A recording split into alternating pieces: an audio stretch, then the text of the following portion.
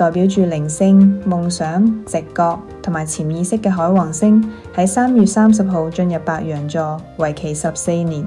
當中到10月22號會再次返回雙魚座，直至到2026年1月27號會再入白羊座，直至到2039年3月。嚟緊呢14年，海王星入白羊座對於12星座又有咩影響呢？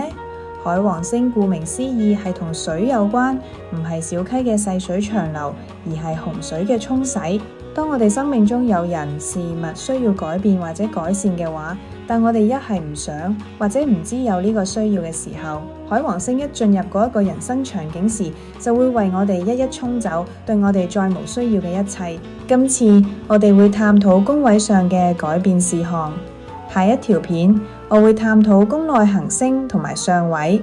以下係一個比較籠統嘅描述，大家可以參考自己嘅太陽星座以及上升星座。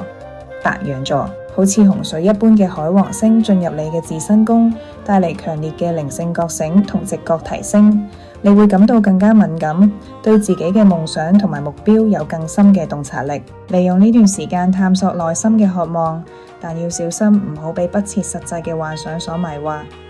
金牛座海王星嘅洪水會影響你嘅潛意識同隱私宮，會令你對靈性同埋神秘事物產生興趣。你會感覺到內心嘅不安或者困惑，嘗試冥想或者寫日記去幫助自己釐清內心嘅混亂。雙子座海王星嘅洪水會湧入你嘅社交宮，令你對朋友同埋團體活動產生更深嘅感情連結。你會感受到需要為他人付出更多，注意唔好過度犧牲自己，要保持清晰嘅界線。巨蟹座海王星嘅洪水會影響你嘅事業同埋公眾形象宮，令你對職業目標產生新嘅靈感，但同時亦會帶嚟迷惘，專注係自己嘅長期目標，避免被短期嘅誘惑所迷惑。獅子座海王星將洪水帶入你嘅哲學同埋遠行宮，令你對人生意義同埋靈性成長產生更深嘅興趣。你會感受到有需要去探索更廣闊嘅世界，考慮進修或者旅行嚟擴展自己嘅視野。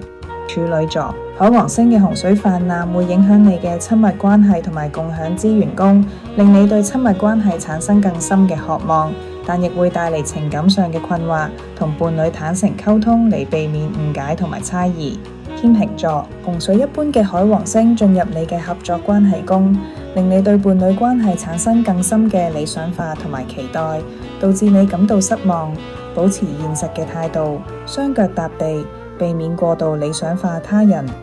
天蠍座海王星嘅洪水會影響你嘅健康同埋日常工作宮，令你對工作同埋健康產生新嘅靈感，但同時亦會帶俾你混亂，要保持規律嘅生活作息，避免過度勞累。人馬座海王星將洪水帶入你嘅創意同埋愛情宮，令你對愛情同埋創造力產生有更深嘅渴望，但同時亦會帶嚟情感上嘅困惑，要專注喺自己嘅創意項目，避免被不切實際嘅愛情幻想所迷惑。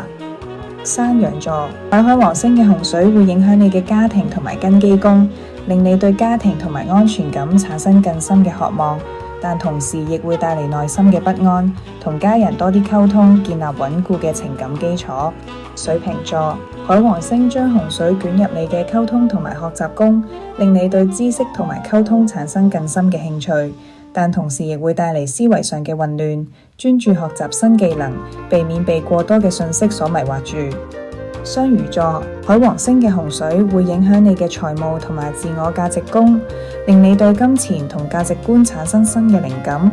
但同時要注意財務上嘅安排，要謹慎理財，避免衝動消費。總括嚟講，海王星入白羊座會帶嚟靈性同埋直覺上嘅提升，但係亦都會帶嚟迷惘同困惑。每個星座都需要根據自己嘅情況，保持目標清晰同埋踏實嘅態度，先至可以充分利用呢段時間嘅能量嚟提升自己。